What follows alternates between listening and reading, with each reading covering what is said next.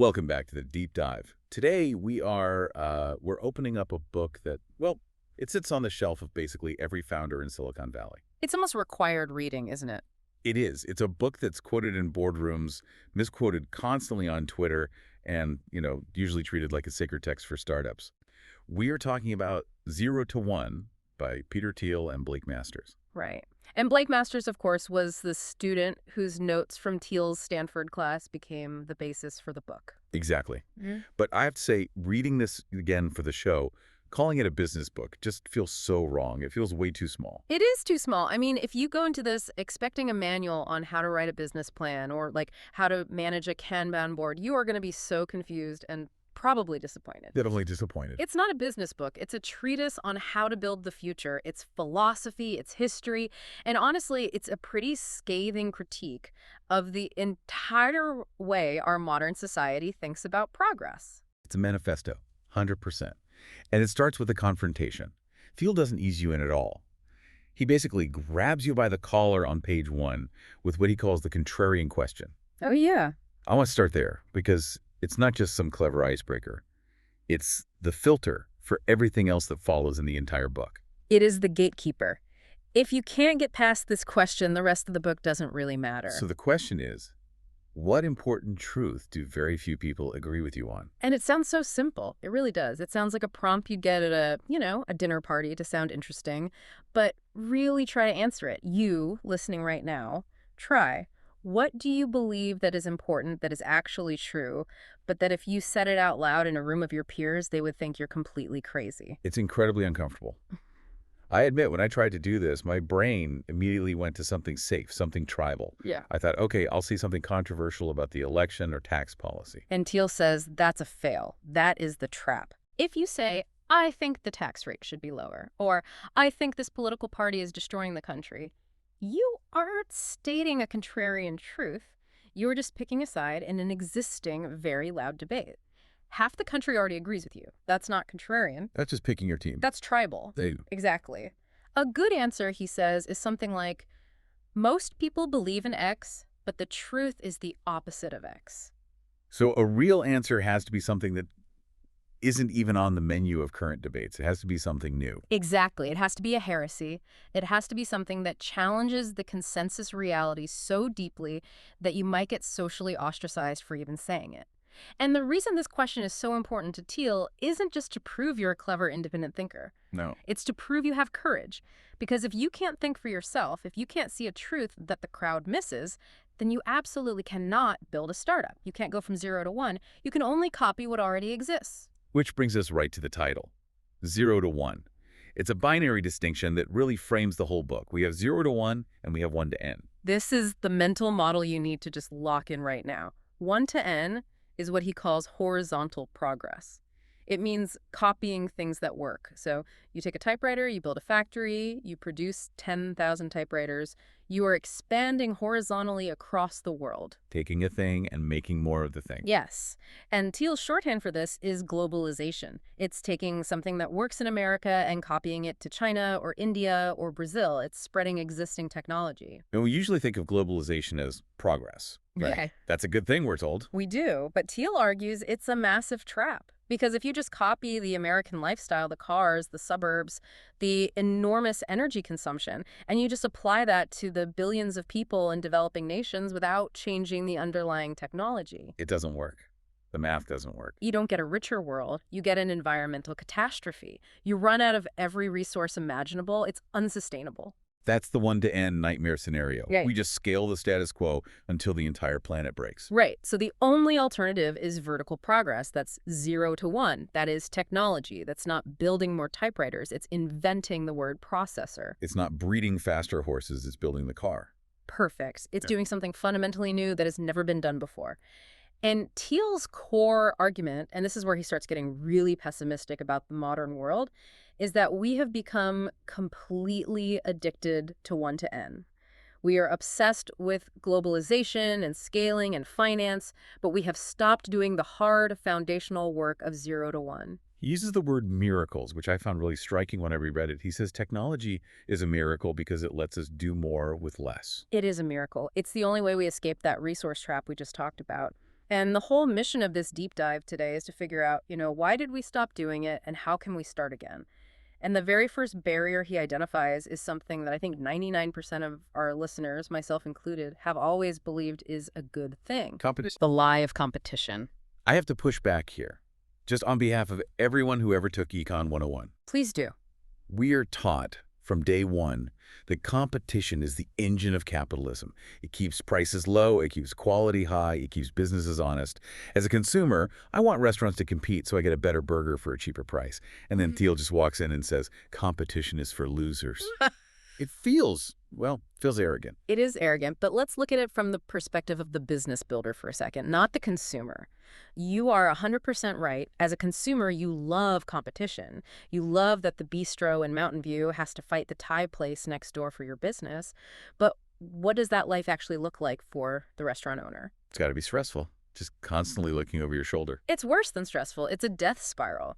And what economists call perfect competition, which is their theoretical ideal, no one makes a profit. Right, because profits get competed away. They get competed down to zero. If you raise your prices by 50 cents, customers leave. If you pay your staff $1 more, you go out of business. You have to scrape by on these razor-thin margins. You can't plan for the future. You can't invest in research. You can't innovate. You can't do anything except fight for survival today. So Thiel's question is, why would you ever voluntarily enter that arena? Why start a business where you have to wake up every morning and fight a war just to stay alive? Yes. The goal of a founder shouldn't be to compete better. It should be to avoid competition entirely. The goal is monopoly. The goal is monopoly. Okay, but monopoly is such a dirty word. I mean, we have laws against it. We think of Standard Oil, or we think of like our cable companies that everyone hates because they abuse their power and give terrible service. And this is where we have to be really, really precise with the language. Thiel's not talking about rent-seeking monopolies, companies that get a special government license to be the only cable provider and then treat you like garbage because they know you can't leave. That's not what he means. No. He's talking about creative monopolies. These are companies that are so good at what they do that no other firm can offer a close substitute. Like Google. Google is the ultimate example. Since the early 2000s, let's be honest, Google hasn't really had competition in search. I mean, Microsoft has Bing, but it's not the same. And nobody says, I'm going to go Bing that. Nobody says that. Because Google is a creative monopoly, they have profit margins that a restaurant owner would literally kill for. And what do they do with all that money? They build self-driving cars. They try to cure aging with Calico. They map the entire world. They digitize every book ever written. Exactly. Monopoly profits are what fund the future. If Google were stuck in a perfectly competitive market fighting for every scrap of revenue against 10 other search engines, they wouldn't have the spare cash or the brain power to fund Waymo or Google Maps or DeepMind. So his provocative insight here is that monopoly is the condition for every truly successful business. If you are competing, you are losing money that could have been used for innovation. You're losing. And if you are monopolizing, you are winning. And ironically, you are probably doing more good for the world because you actually have the resources to think about things other than next month's payroll. You can afford to have ethics. You can afford to say, don't be evil. This leads directly into the lies chapter, which I thought was hilarious. It's all about how companies market themselves based on this hidden truth. It's the game of intersection versus union. And once you see it, it exposes the psychology of every pitch deck and every press release you've ever seen. So if I'm a competitive business, let's go back to that struggling bistro in Mountain View. I don't want investors to know I'm struggling. I want to sound unique, like a monopoly. So you play the intersection game, you shrink your market definition down until you are the only one in it. You say, we aren't just a restaurant. No. We're the only British fusion gastropub with an alien theme in North Palo Alto. Right. We dominate 100% of the extremely specific North Palo Alto alien gastropub market. Exactly. You intersect all these tiny little categories until you sound unique, but it's a lie. You're lying to yourself and your investors because the customer doesn't care about your specific intersection. They just want dinner. You are still competing with the pizza place and the sushi bar and the guy selling hot dogs on the corner. You're just pretending you have a monopoly to feel better. Yeah. And then the actual monopolies, the Googles and Facebooks of the world, they do the exact opposite. They play the union game. Yes. If you are Google, the last thing you want is the Department of Justice looking at your 90+% search market share. So you broaden your definition to make yourself look smaller. You play dumb. You play dumb. You say, we aren't a search company. We are a global technology company. You define your market as the union of all these huge markets. Yeah. Phones, cars, advertising, cloud computing, wearables, everything. And suddenly, Google looks like this tiny little fish in a massive pond. Uh, We have so much competition. We compete with Apple on phones and Ford on cars and Amazon on cloud and all these huge ad agencies. It's a brilliant camouflage. The struggling companies pretend to be unique to attract money. The unique companies pretend to be normal to avoid regulation. Once you see this mechanism, you start spotting it everywhere. Okay, so we've established the goal, Yeah. become a monopoly. We want to escape the churn of competition. Now we have to talk about how to actually build one.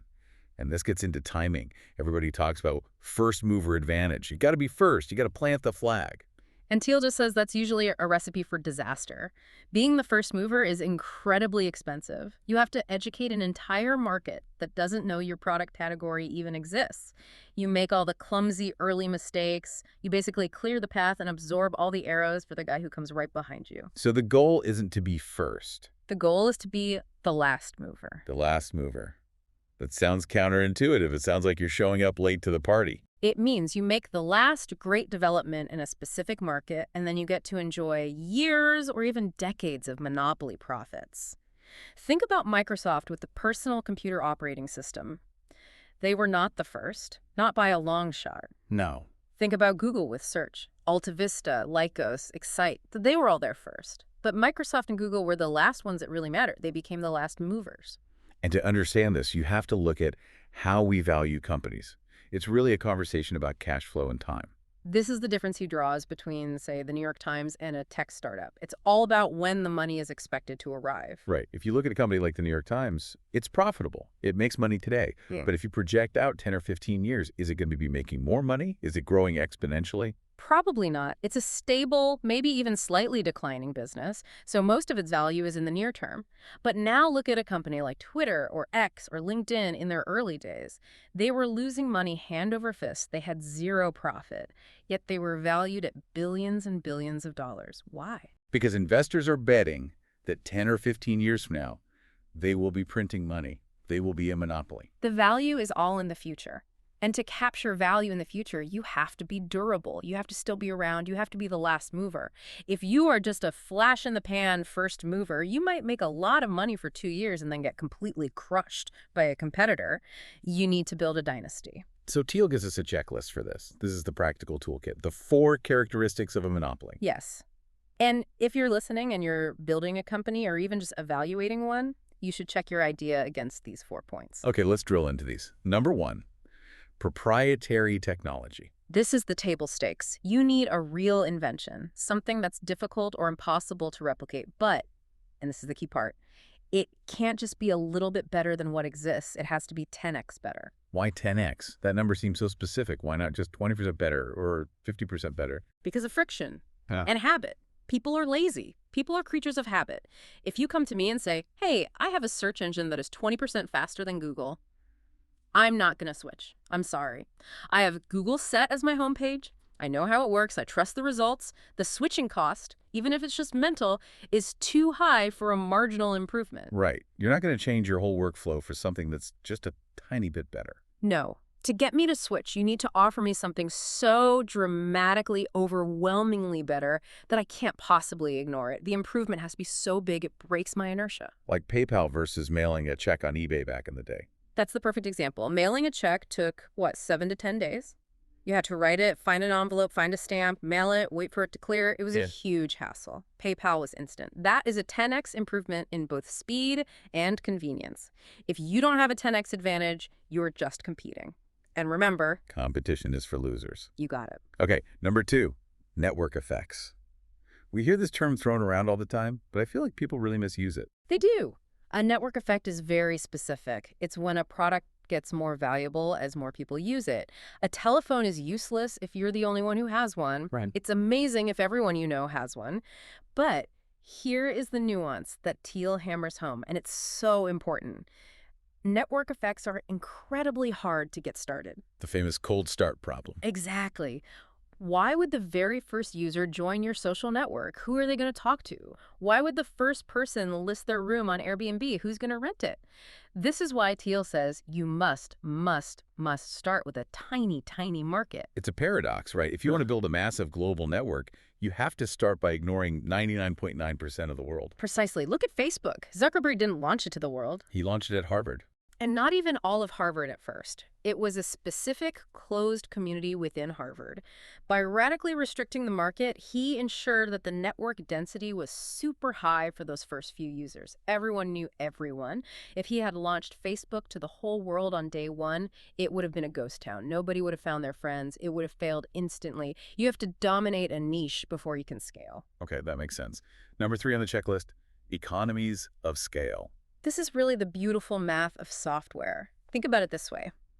If you run a yoga studio and you want to double your customers, what do you need? You need a bigger studio or a second studio. You need twice as many instructors, twice as many yoga mats. Your costs grow right alongside your revenue. It's a service business. It scales linearly. Software isn't like that at all. Once you've written the code, the marginal cost of producing another copy for another customer is zero. It costs nothing. Or close to it anyway. Server costs. Right, close to zero. This means a software monopoly gets more profitable as it gets bigger. Its margins expand. A yoga studio just gets more complicated and more stressful. You want to build a business where the math works in your favor as you scale, not against you. And finally, number 4 on the list, branding. This is the most powerful and the most dangerous one. Apple is the king here. They have a brand that is so powerful it allows them to charge double what anyone else charges for a phone with similar specs. But Thiel has a huge warning here. Do not start with brand. This is the Yahoo critique he makes in the book. Exactly.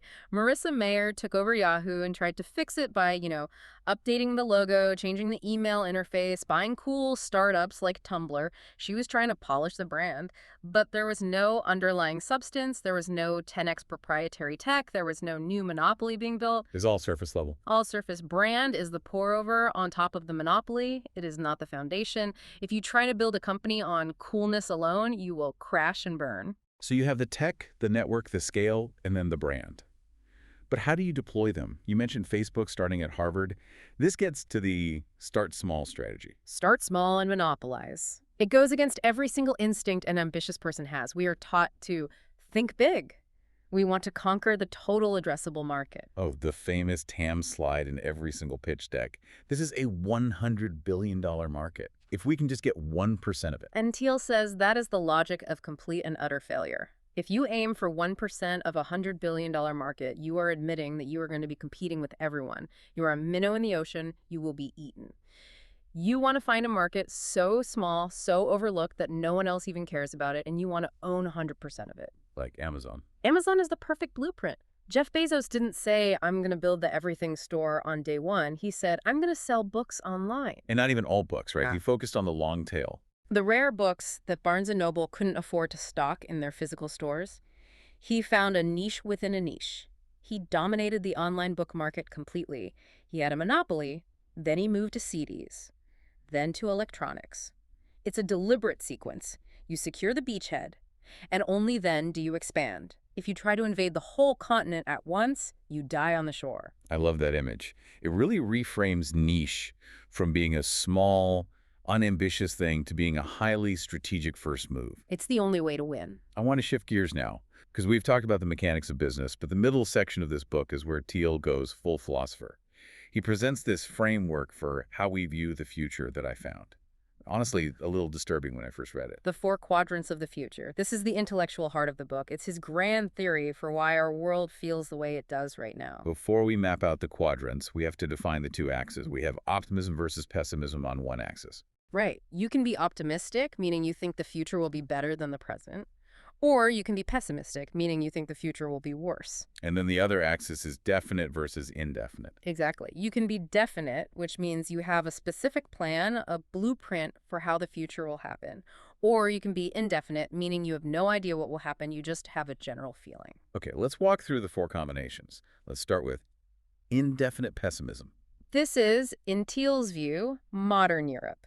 An indefinite pessimist looks at the future and sees slow, inevitable decline. They see economic stagnation, environmental collapse, bureaucratic rot. But they don't know what to do about it. They have no plan. So what do? They just try to enjoy the present as much as possible. They take long vacations, they eat good food, they obsess over lifestyle and leisure. It's a culture of managing the decline comfortably. Eat, drink, and be merry, for tomorrow we rust. Okay, then you have definite pessimism. This, he says, is modern China.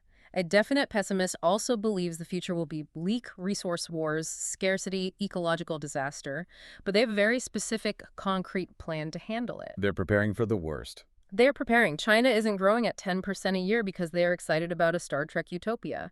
They are growing because they are terrified of winter. They are hoarding resources, building massive infrastructure projects, and copying every technology they can get their hands on because they believe they need to fortify themselves against a very dark, predictable future. Okay, now for the optimists. This is where the U.S. used to be, right? Definite optimism. This is the America of the 1950s and 60s. The Apollo program, the interstate highway system, the Manhattan Project. A definite optimist says, the future will be much better than the present, and I have a blueprint to build it. It wasn't just hope.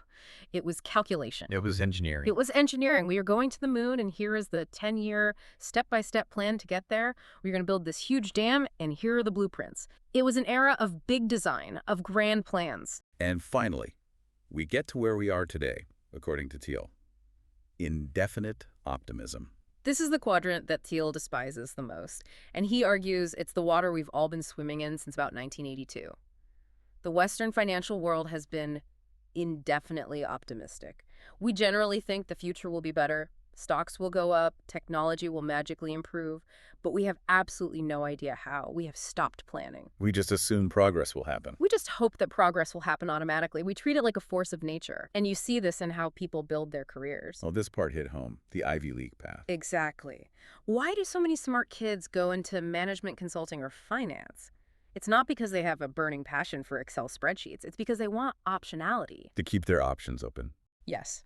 In an indefinite world, you don't want to commit to a specific plan because you don't know what the future holds. So you diversify. You get a prestigious generic resume that allows you to pivot. You hedge your bets. And Thiel says this is a profound tragedy. We have stopped trying to shape the future. We are just trying to position ourselves to profit from whatever happens to happen. And this connects directly to his scathing critique of the lean startup methodology. I have to admit, I felt defensive reading this part because lean startup, MVP, A/B testing, iterate, pivot, that is the gospel of modern tech. It is the religion. It's how we are all taught to build, and Thiel basically calls it garbage. He calls it Darwinism. Think about what A/B testing really is. You try 2 shades of blue for a button, and you let the data pick the one that gets more clicks. Then you try 2 headlines. You are iterating.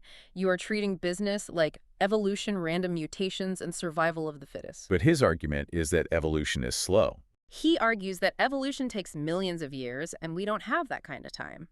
And more importantly, iteration only ever finds a local maximum. You might iterate your way to building the world's most optimized app for ordering dog food, but you will never, ever A/B test your way to the iPhone. You will never iterate your way to a SpaceX rocket. You can't.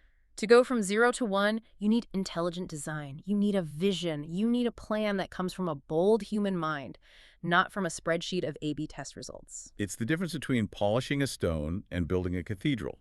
You can't build a cathedral by just placing one brick and then asking people if they like it. You need a blueprint from the start. And in our world of indefinite optimism, no one draws blueprints anymore. We are all just placing bricks and hoping for the best. If we accept that we need to be bold and have a plan, we also have to accept that the rewards for being bold are not evenly distributed. And this brings us to the math of the power law. This is the mathematical concept that just breaks people's brains. We are so wired for the normal distribution, bell curve. We think most things are average. We think a balanced portfolio is the safe, smart way to invest. Don't put all your eggs in one basket. My financial advisor tells me that every single quarter. And for the public stock market, that's probably fine. But for the future, for venture capital, for startups, it is dead wrong. The returns in venture capital follow a power law. That means the one single best company in a portfolio will outperform all the other companies combined. It's exponential. It's exponential. The second best will probably outperform the rest of the group combined, and so on. The distribution is incredibly skewed.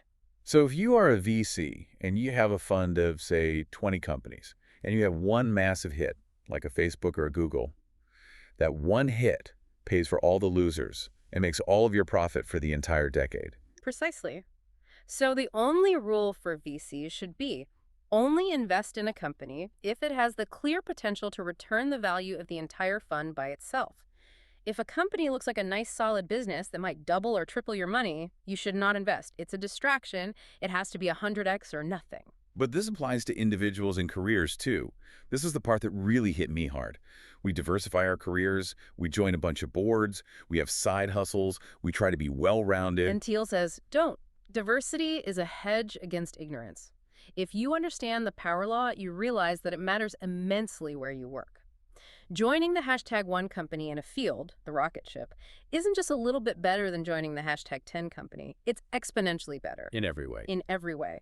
Working for Google in 2005 was worth 100 times more than working for a generic tech firm. Not just in stock options, but in what you learned, the network you built, the prestige.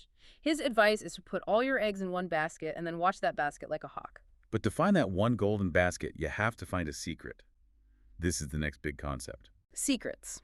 This is one of my favorite chapters. Thiel asks a simple question.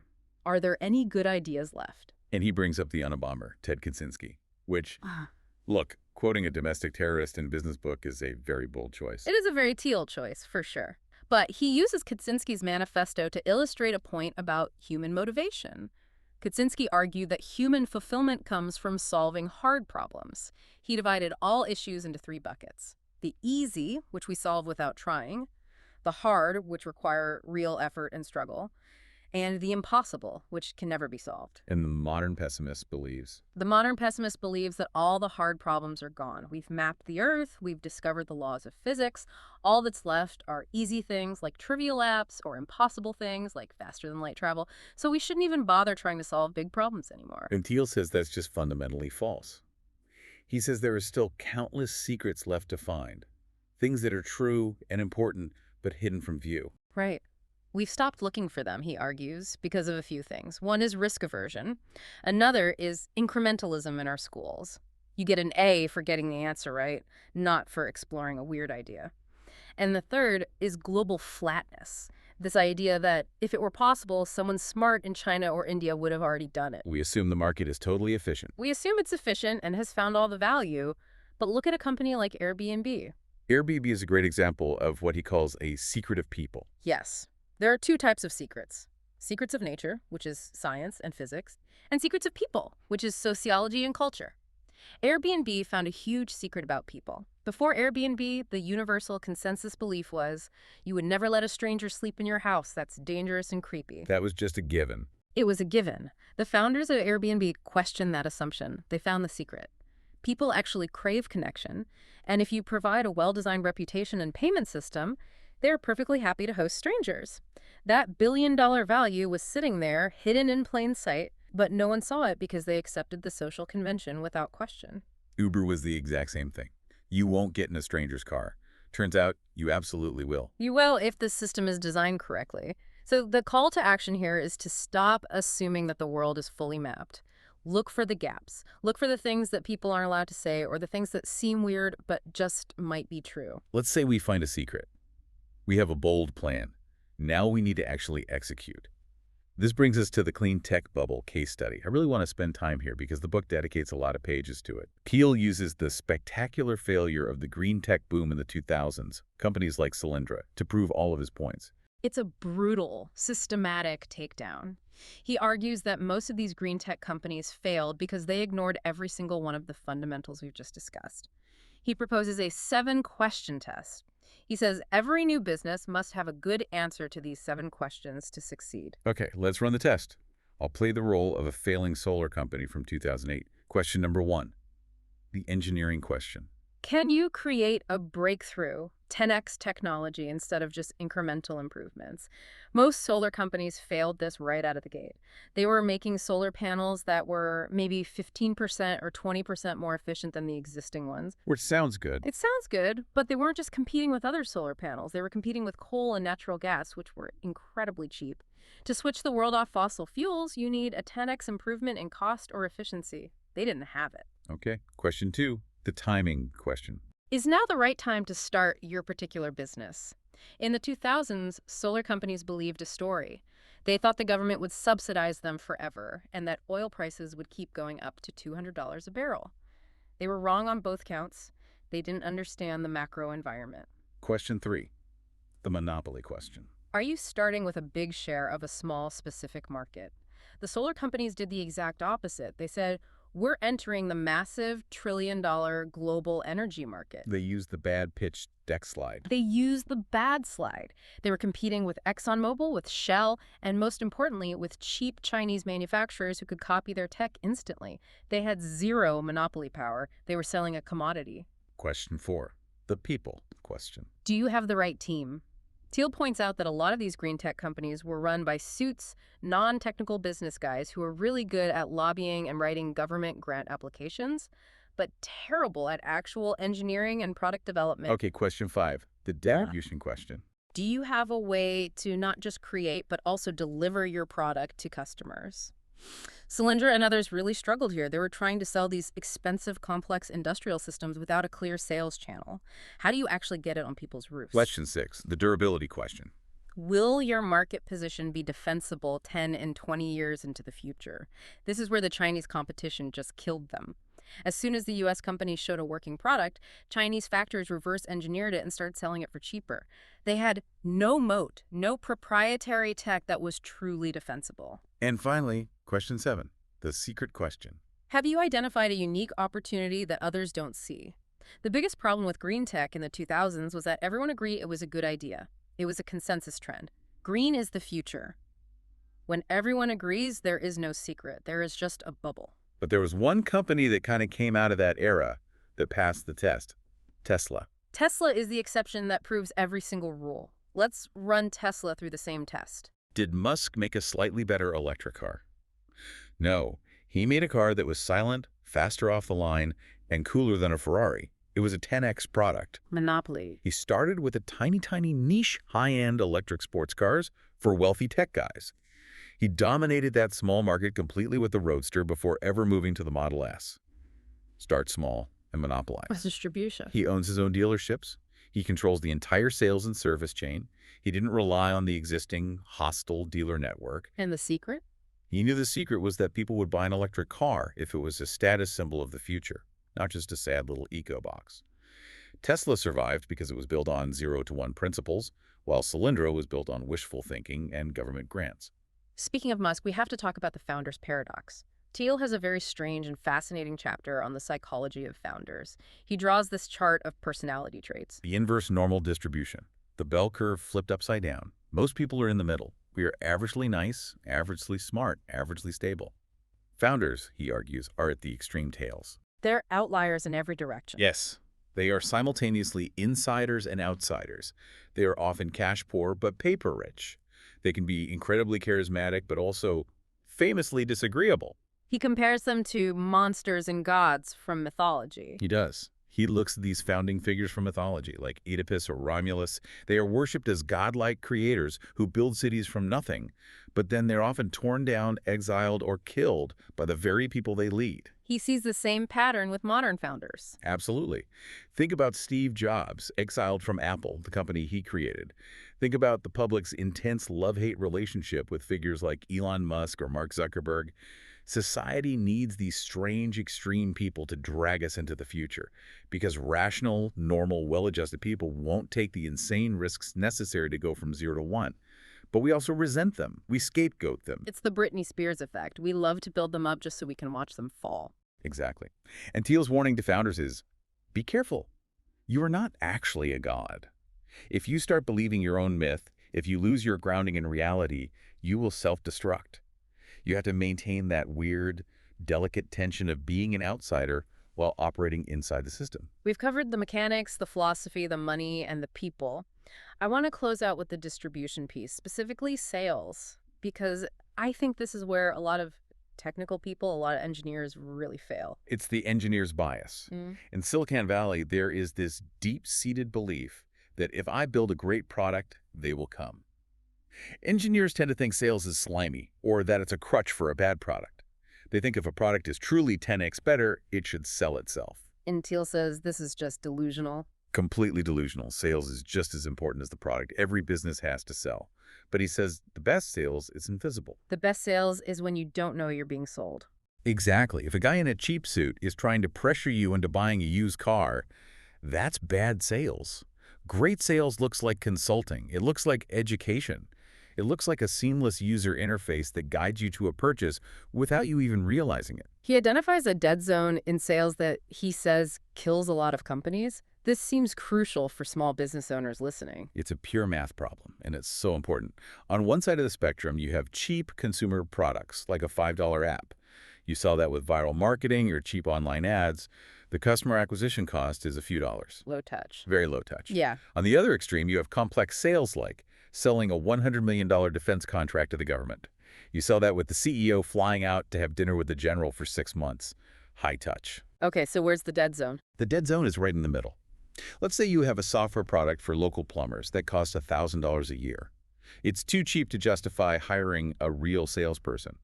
If a salesperson makes $100,000 in salary and commission, they would need to sell 100 copies just to cover their own cost, let alone travel and overhead. It's impossible. But it's also too expensive to just sell with a simple Facebook ad at high. A plumber needs to be convinced to spend $1,000. So they're stuck. They can't afford a sales team, but they can't sell without one. They're stuck. And companies in this zone die because they have no viable distribution channel that works for their price point. So the takeaway is you either need to make your product cheap enough to go viral or expensive and valuable enough to justify a direct sales force. Don't get stuck in the middle. Exactly. You have to design your distribution channel just as carefully as you design your product. They're not separate things. Okay, we are at the very end, the final chapter, stagnation or singularity. Thiel zooms out to the biggest possible picture. What is the fate of humanity itself? He presents 4 possible scenarios for our long-term future. He borrows them from the philosopher Nick Bostrom. Scenario 1, recurrent collapse. This is just more of the same history. We rise and fall in cycles. Ancient Rome, then the Dark Ages, then the Renaissance, and we just repeat that forever. Scenario 2. Plateau. We flatline. Globalization covers the entire world. Everyone reaches roughly the same level of development, and we just stay there. Thiel thinks this is an absolute nightmare because of the resource constraints we talked about at the very beginning. A global plateau means a brutal zero-sum fight for scraps. Number 3, extinction. Pretty straightforward. We build weapons that are too powerful or a virus that's too contagious, and we destroy ourselves. Game over. And finally, number 4, takeoff. The singularity. We create technology. Maybe it's true AI, maybe it's new energy sources, maybe it's something we can't even imagine that fundamentally changes the nature of existence. We break the constraints of the physical world as we know it. And the entire message of the book, everything we've talked about, is that we have to choose the singularity. We can't just wait for it. The future isn't some inevitable tide that just washes over us. It is something we build consciously. If we accept indefinite optimism, if we just diversify and iterate and wait, we will drift toward the plateau or extinction. To get to the singularity, we need to return to definite optimism. We need to find secrets. We need to build monopolies. We need to choose to go from 0 to 1. It's a call to agency. It's a complete rejection of luck. It is. It's saying that you are not a lottery ticket. You are an engineer. You are a builder. You are responsible. This has been a massive deep dive. My brain is fully rewired by this book every time I read it. That's the Thiel effect, right? Yeah. You might not agree with everything he says, but you absolutely cannot look at the world the same way again after you read it. To everyone listening, stop copying, stop competing. Go find a secret and tell us about it. Thanks for being with us on the deep dive. See you in the future.